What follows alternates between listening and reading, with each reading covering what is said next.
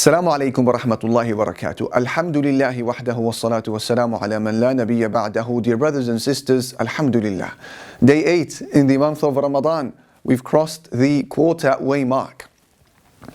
Despite this being 8 or so days into the month of Ramadan, a lot of us are complaining of a very valid and reoccurring issue. We are saying, Ya akhi, I'm struggling to engage my heart.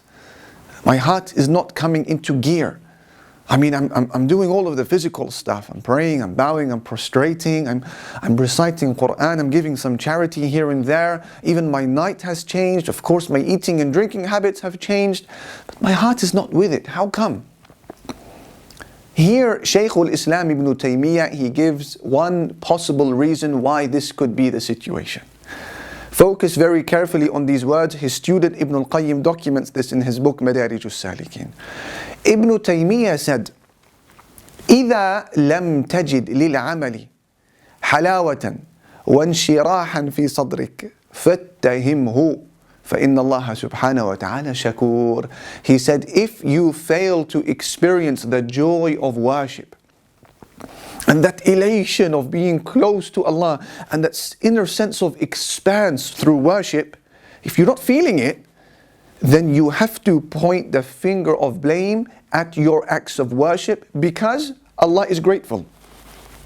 He said Allah is grateful, shakur. What does that mean? He said, Allah is grateful, which means that He must reward you in the life of this world because of the acts of worship that you are doing in the form of happiness and joy and inner expanse. He said, therefore, if you are not feeling these things, then it is a sign that the act of worship that you are doing is being tarnished by something. Allahu Akbar. So the deed is there, but you're not feeling the reward. The actions are there, but you're not feeling the inner prize. How come? He said the deed itself must be tarnished.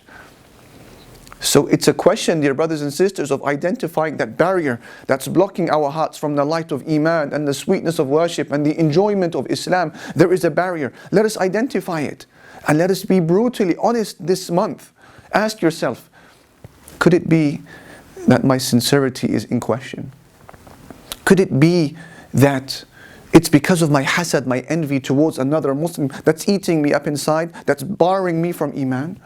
Could it be my deplorable relationship with my mother and father? Could it be my fallout with such and such Muslim? We haven't been on speaking terms now for months, years on end.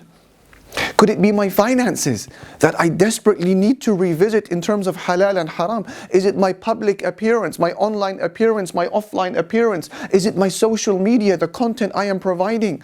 Is it how I speak behind the backs of Muslims? Something is there, brothers and sisters.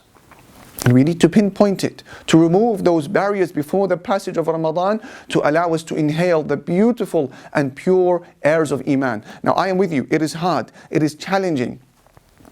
Pinpointing those sins, it's a test. And tackling those sins is even harder, but it is a must. And I give you good news. If you do it, it will only be a matter of time before your soul surrenders.